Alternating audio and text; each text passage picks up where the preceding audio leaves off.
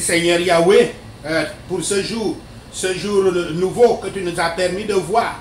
Merci pour la force, merci pour la vitalité. Merci d'être toujours là à nous encourager.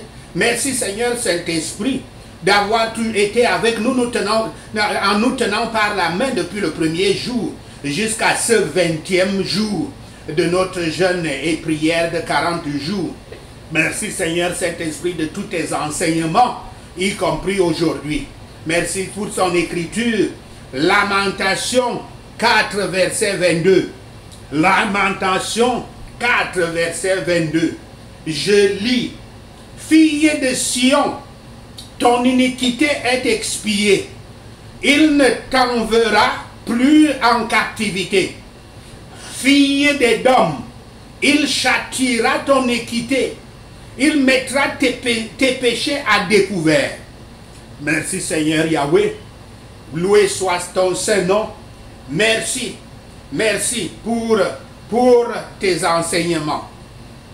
Aujourd'hui, notre Seigneur nous enseigne au sujet du châtiment de Yahweh. Châtiment de Yahweh. Châtiment de Yahweh. Yahweh avait puni Israël et Juda pour s'être tourné vers les idoles et pour avoir abandonné le Dieu de leur père. C'est ainsi que Yahweh commanda le châtiment en utilisant le roi babylonien Nabuchodonosor comme l'outil, son outil pour l'exécution de sa colère. Il a dit au prophète Jérémie pourquoi il a puni. Il avait dit au prophète pourquoi il avait puni Juda, en s'adressant à la fois aux Babyloniens et aux Judéens. Je lis cette écriture. Je cite.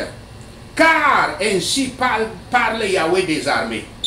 Abattez les arbres et levez des terrasses contre Jérusalem. C'est la ville qui doit être châtiée. Il n'y a qu'oppression au milieu d'elle. Comme un puits fait jaillir ses eaux, ainsi elle fait jaillir sa méchanceté. Il n'est bruit en son sein que de violence et de ruine. Sans cesse à mes regards s'offrent les douleurs et les plaies. Reçois instruction, Jérusalem, de peur que je ne m'éloigne de toi, que je ne fasse de toi un désert, un pays inhabité. Fin de citation. Ça, c'est une citation de Jérémie 6, versets 6 à 8. Yahweh avertissait les Judéens à travers le prophète Jérémie qu'il retirerait son esprit, qui est aussi sa protection, s'il ne se repentissait pas. Il ordonna aux Babyloniens de placer un siège sur le mur fortifié de Jérusalem et de brûler la ville en cendres. Les raisons de la colère de Yahweh étaient, je les cite, en récitant l'écriture que je viens de lire dans Jérémie 6, versets 6 à 8, l'oppression au milieu d'elle. Elle faisait jaillir sa méchanceté, sa violence, qui se traduisait par la violence et la ruine, comme une fontaine qui fait jaillir l'eau. Et Yahweh ne voyait que la douleur et les plaies à Jérusalem. Cela ressemblait beaucoup aux pays actuels sous la domination des dictateurs, comme le Cameroun, d'où viennent de plus en plus des cris de la douleur et des plaies ces derniers temps. La première partie de ce sermon, fin du châtiment d'Israël, début de celui d'Édom. Fin du châtiment d'Israël, début de celui d'Édom.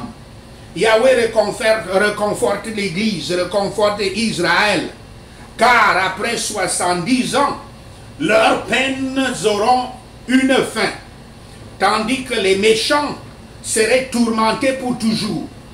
Leur châtiment est accompli en partie dans la captivité de 70 ans à Babylone, et plus complètement dans leur captivité actuelle. Car, comme on l'a observé, il y a certaines choses dans le récit précédent qui ont eu un autre accomplissement avec la destruction de Jérusalem et la détresse des Juifs causée par les Romains. L'ennemi, Babylone, ne les maintiendra plus en captivité, dit Yahweh. Littéralement, il dit, votre iniquité est terminée. Ceci est le résultat de la condamnation de Juda. Et comme il ne s'agit pas seulement de punir, il ne s'agit pas de punir deux fois pour la même chose, Jérémie ajoute, il ne vous enverra plus en captivité. Ceci ne signifie pas que dans toutes les circonstances, Juda aurait l'immunité contre l'exil, car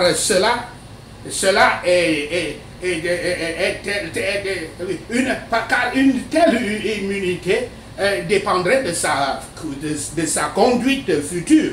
Mais la culpabilité actuelle était expirée et Juda n'aurait rien à craindre sur son compte.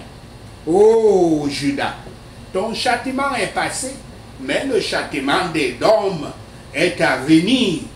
Les Juifs devaient demeurer pendant de nombreuses années en captivité au moment où cette prophétie était écrite.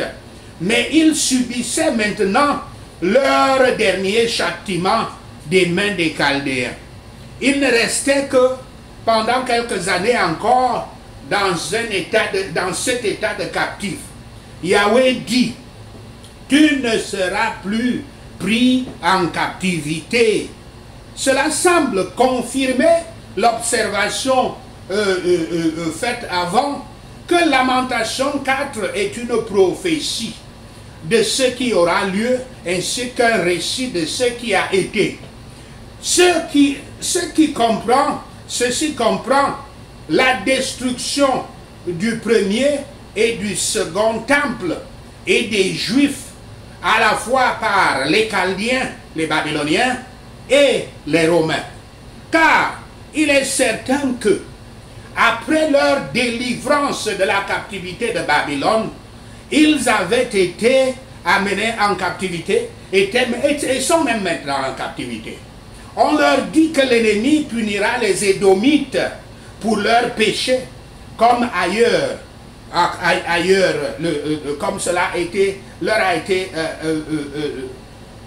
annoncé, averti avant dans Jérémie 49, verset 7 et Amos 1, verset 11. Édom, qui a été utilisé par Nebuchadnezzar comme instrument, ceci peut avoir une certaine liaison avec la destruction des Romains, comme quand les Juifs seront convertis et retourneront dans leur propre pays. Alors, Yahweh dit, à ce moment-là, je visiterai ta méchanceté, je visiterai ta méchante iniquité.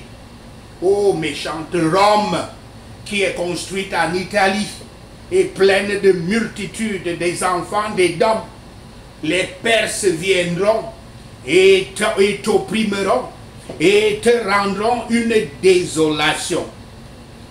Il a dit, le Seigneur a dit, qu'ils mettront tes péchés à découvert.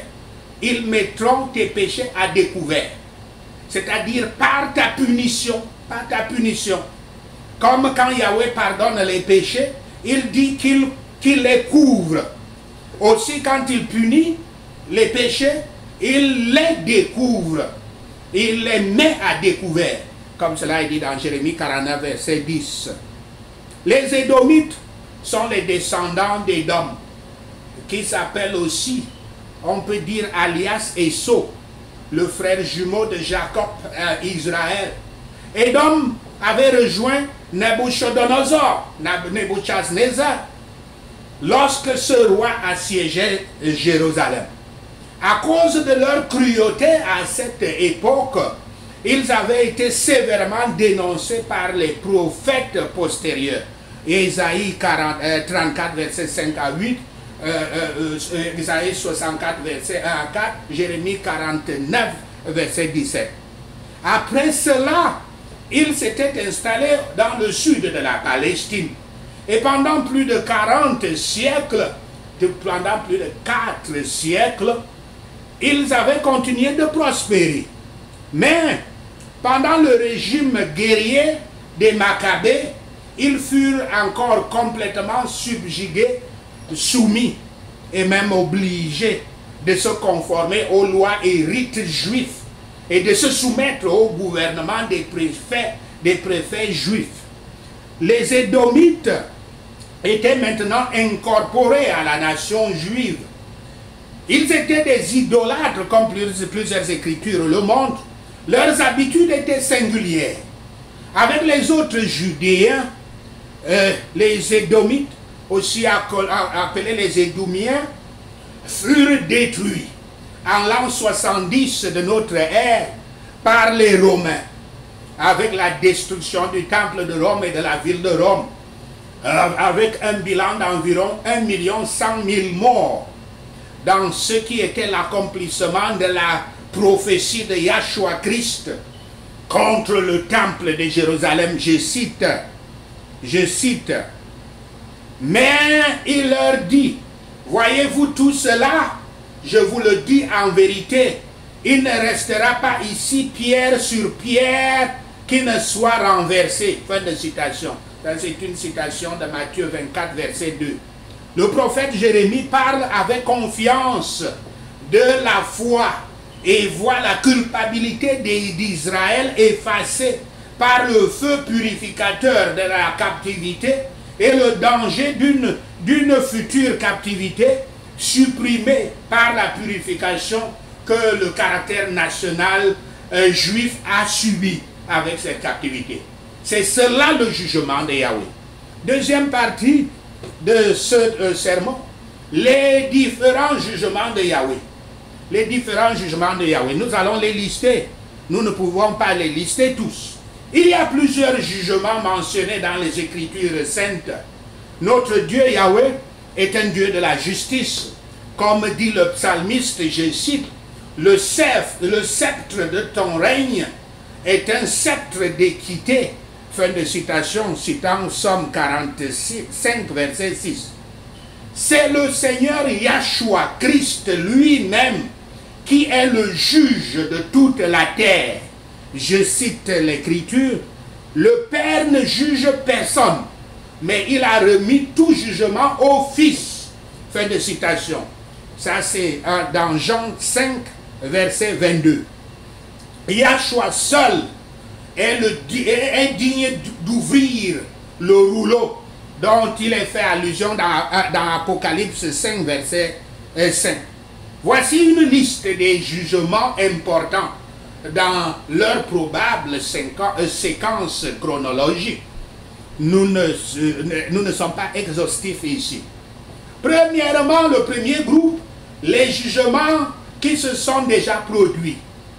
Il y a d'abord le jugement d'Adam et d'Ève dans Genèse 3, verset 14 à 24. Yahweh avait banni le premier couple du jardin d'Éden pour avoir violé son clair commandement de ne pas manger le fruit de l'arbre de la connaissance du bien et du mal. Ce jugement toucha toute la création, comme cela est dit dans Genèse 3, verset 7 à 18, et Romains 8, verset 20 à 22. Le jugement du monde antédiluvien, le deuxième, antédiluvien, quand nous voyons dans Genèse 7, verset 17 à 24. Yahweh envoya une inondation mondiale pour le jugement du péché de l'humanité à l'époque de Noé. L'inondation détruisit toute l'humanité et le monde animal, à l'exception de Noé et sa famille, dont la foi les avait amenés à obéir aux ordres de Dieu pour construire l'arche. le jugement de la tour de Babel, dans Genèse 11, versets 5 à 9. Les descendants de Noé, après le déluge, s'installèrent dans un endroit, Babylone, en Irak actuel, dans un endroit au mépris des ordres de Yahweh. Alors Dieu confondit leur langue, les amenant à se disperser sur la terre. Le jugement de l'Égypte et de leur Dieu, dans Exode 7, le chapitre 7 jusqu'au chapitre 12, les 10 pestes contre l'Égypte au moment de l'Exode étaient des actes de jugement puissants, je cite, actes de jugement puissants, citation, comme citation d'Exode 7, verset 4, contre un roi obstiné et cruel, et un peuple idolâtre et leur Dieu, comme cela est dit dans Exode 12, verset 12. Le jugement des péchés des croyants, comme on les voit dans Ésaïe 53, verset 4 à 8. Yahshua Christ a pris ce jugement sur lui-même par sa crucifixion et sa mort. Je cite, par la grâce de Dieu, il a souffert la mort pour tous. Fin de citation d'Hébreux 2, verset 9. Parce que notre péché a été jugé à la croix, je cite, il n'y a donc maintenant aucune condamnation pour ceux qui sont en Yeshua Christ. Fin de citation. Citation de Romains 8, verset 1. C'est aussi à la croix que Dieu a prononcé un jugement sur le monde incrédule et sur l'ennemi de nos nations, Satan. Comme Yahshua l'a dit peu avant son arrestation, je cite, maintenant a lieu le jugement de ce monde. Maintenant, le prince de ce monde sera jeté dehors. Fin de citation. Ça, c'est une citation de Jean 12, verset 31. Le deuxième groupe, les jugements qui se produisent maintenant à l'âge de l'Église. Premier jugement, auto-évaluation. L'auto-évaluation mentionnée dans 1 Corinthiens 11, verset 28. Les croyants pratiquent l'auto-examen, évaluant en prière et sincèrement leurs propres conditions spirituelles. L'Église, de son côté, aide dans cette tentative de purifier le corps du Christ, comme c'est dit dans Matthieu 18, versets 15 à 17. L'auto-jugement exige que chaque croyant soit capable de discernement spirituel, dans le but de devenir davantage comme le Christ, comme cela est dit dans Éphésiens 4, versets 21 à 23. Deuxième jugement, la discipline divine, comme on trouve cela dans Hébreux 12, versets 5 à 11. Comme un père qui corrige avec amour ses enfants, Yahshua Christ discipline les siens. C'est-à-dire que lorsqu'ils pêchent, Yahshua amène ses disciples à un lieu de repentir et de restauration. Je cite l'Écriture. Mais quand nous sommes jugés, nous sommes châtiés par le Seigneur, afin que nous ne soyons pas condamnés avec le monde. Fin de citation. Citation de 1 Corinthiens 11, verset 32. Qui le Christ aime, il châtie. Celui que le Christ aime, il châtie. Comme cela est dit dans Apocalypse 3, verset 19. Troisième groupe des jugements. Des jugements qui se produiront à l'avenir. Les jugements de la période de tribulation d'abord, que nous trouvons dans Apocalypse chapitre 6 à 16, sont des jugements terribles qui sont représentés comme 7 sceaux ouverts, 7 trompettes soufflées et 7 bols répandus. Le jugement de Yahweh contre les méchants ne laissera aucun doute quant à sa colère contre le péché afin d'amener le peuple à la repentance. L'autre jugement, c'est le tribunal du Christ, dont il est fait mention dans 2 Corinthiens 5, verset 10. Et aussi Matthieu 25, verset 30 à 40. Les croyants ressuscités, ravis, les croyants ravis, un autre mot pour ressusciter, les croyants ressuscités dans le ciel seront jugés pour leurs œuvres.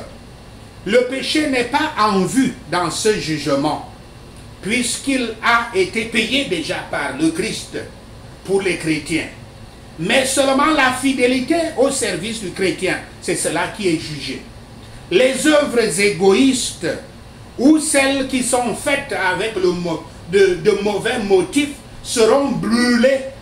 L'Écriture dit le bois, le foin et le chaume, fait de citation dans 1 Corinthiens 3, verset 12. Yahweh survivra l'or, l'argent et les pierres précieuses. L'héritage du royaume sera remis aux brebis, entre guillemets, brebis. Une mention qui est faite dans Matthieu 25, verset 30 à 40. L'autre jugement, c'est le jugement des nations qu'on trouve dans Matthieu 25, verset 31 à 46. Après la tribulation, le Seigneur Yahshua rendra jugement sur les nations des gentils, des païens, faut-il les appeler. Ils seront jugés selon leur traitement d'Israël pendant la tribulation. Ceux qui ont suivi la direction de l'Antichrist et ont persécuté Israël sont des chèvres qui seront consignés en enfer. Souvenez-vous que ces derniers jours, nous avons prié contre Baphomet, le dieu chèvre. Le jugement des anges, prochain jugement, qui est mentionné dans 1 Corinthiens 6, verset 2 à 3, Paul dit que les chrétiens jugeront les anges. Il semble que des hordes de démons de Satan seront jugés par les rachetés de l'agneau, les saints qui auront été hérités du royaume de Dieu. Certains de ces démons sont déjà emprisonnés dans les ténèbres et attendent le jugement selon Jude 6, en raison de leur départ de leur propre lieu d'habitation. Le jugement du grand trône blanc, le dernier jugement, dont il est fait mention dans Apocalypse 20, versets 11 à 15.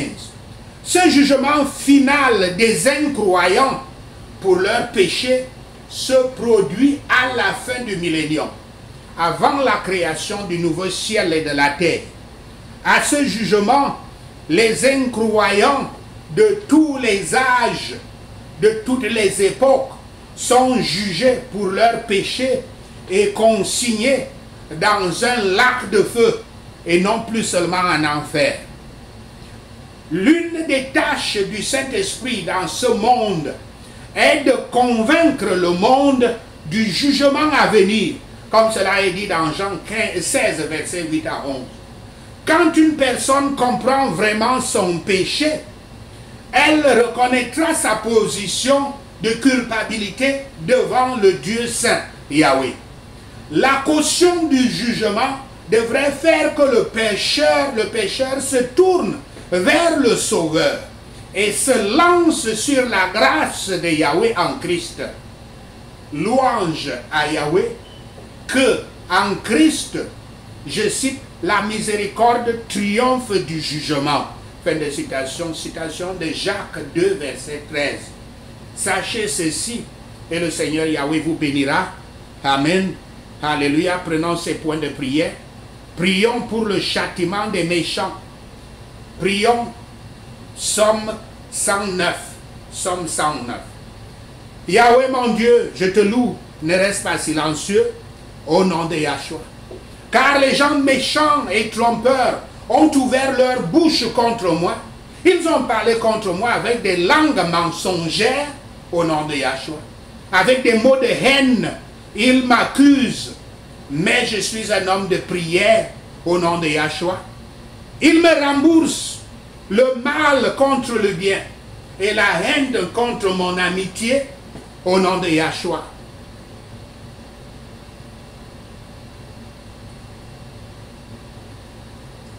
nomme quelqu'un de mauvais pour s'opposer à mon ennemi, Seigneur, pour qu'un accusateur se tienne debout à sa main droite au nom de Yahshua.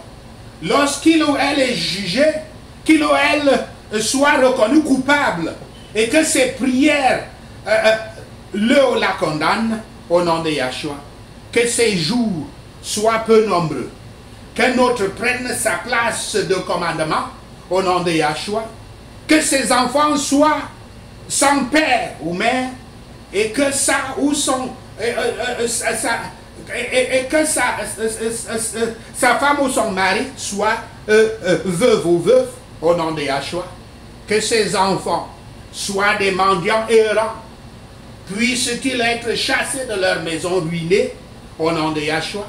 Qu'un créancier saisisse tout ce qu'il ou elle a. Que les étrangers pillent le fruit de son travail au nom de Yahshua. Que personne ne lui fasse preuve de gentillesse et ne montre de la pitié pour ses enfants, sans père ou mère, au nom de Yahshua. Que ses descendants soient coupés, leurs noms effacés de la génération suivante, au nom de Yahshua.